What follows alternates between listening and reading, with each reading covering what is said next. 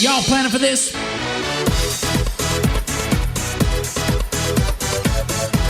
Over the last 17 years or so of my career, I've read more than 300 business books, many of which can be found on my bookshelves at my house or at my office or in my personal office.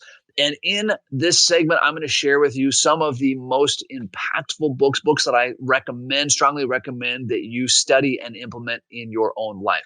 Today's book, Never Split the Difference by Chris Voss. Chris is a former FBI hostage negotiator who learned in the real world how to negotiate with bad guys and in scenarios where you cannot split the difference. To illustrate this, Chris talks about, imagine that you're a hostage negotiator and there's two hostages. You, of course, want to get both the hostages back. The bad guy wants to give you neither hostage. In this scenario, it is not acceptable to say, just give me one hostage and kill the other, right? So he's in a scenario where splitting the difference is not an option. My personal favorite part of this book, which I was listening to in the car with my kids in the car, Voss talks about when he went to a prestigious university's negotiating program, and he called himself the dumbest person in the room because he had no real formal training or academic background, and he destroyed all of the other professionals in the room, all of the academic people, destroyed everybody on negotiating. He was like the best negotiator he'd ever seen. And as I'm listening to him to describe this, I'm sort of chuckling to myself, and my kids say, Dad, stop the tape. Or they didn't say tape. That's what I would say. They said, hey, stop the MP3. I said, what's going on? And they said, wait a second. This Chris guy says he's the dumbest person in the room, but he outsmarted everyone else in the room. How is that possible? This, of course, brought a big grin to my face. And we were able to have a great discussion about the difference between being book smart and street smart. Now, as a shameless plug, this is why I love doing the Perfect RA podcast so much, because we're only talking about or talking with people who are actually doing it in the trenches and who aren't theorizing about how financial planners should run their practice. So with that shameless plug aside, let me give you my top 3 takeaways from this book. Takeaway number 1, stop using round numbers, right? Or even numbers or numbers that sound really smooth. For example, instead of saying, hey, I could pay $25,000 or this costs $25,000, say it's $24,395.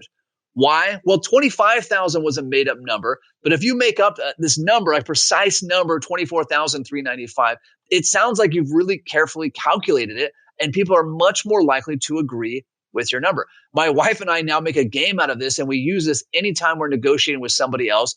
And we always come back with, oh, you want $4,000 a month? The best I can do is $3,623. And they always say, okay, well, I guess that's the number. Let's go for that.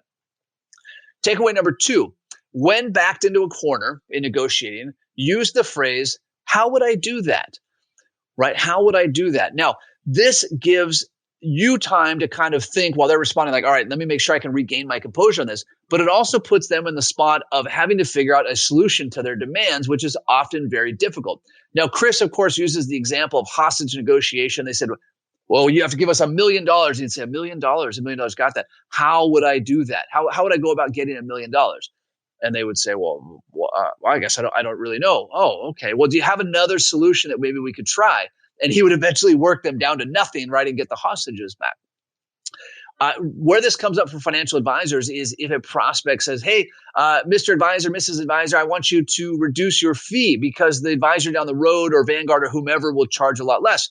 Perfect. Just respond with, oh, that's interesting. I hear that you want me to reduce my fee. How would I go about doing that?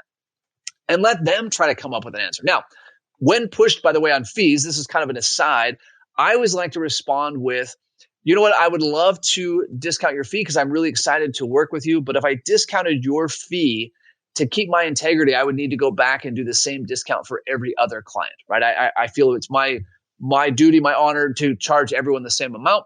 And so if I discounted your fee, I'd have to discount their fee. And if I discounted everyone's fee, I wouldn't be a profitable business and I couldn't help anyone. So if it's okay with you, we just charge the same fee to everyone. And I've never had that one not work for me. So that's a great one to use. Takeaway number 3, always, always, always learn from those who are doing versus those who are watching or studying. So I mentioned this earlier in this segment. But Chris is a great one to learn from because he's actually doing these things in his practice. I'm always seeking out people, not in his practice, in his life, in his business. I'm always seeking out people who are actually doing and not those that have watched or observed or theorized or somehow know or have studied. I'm not really interested in that. I want to know, what have you actually done and how did it work or not work in real life? So in the immortal words of Nacho Libre, go away, read some books. Hold on before we go. Something that you need to know. This isn't tax, legal, or investment advice. That isn't our intent. Information designed to change lives. Financial planning can make you thrive. Start today, don't think twice. Be a better husband, father, mother, and wife. The perfect RIA, the perfect RIA.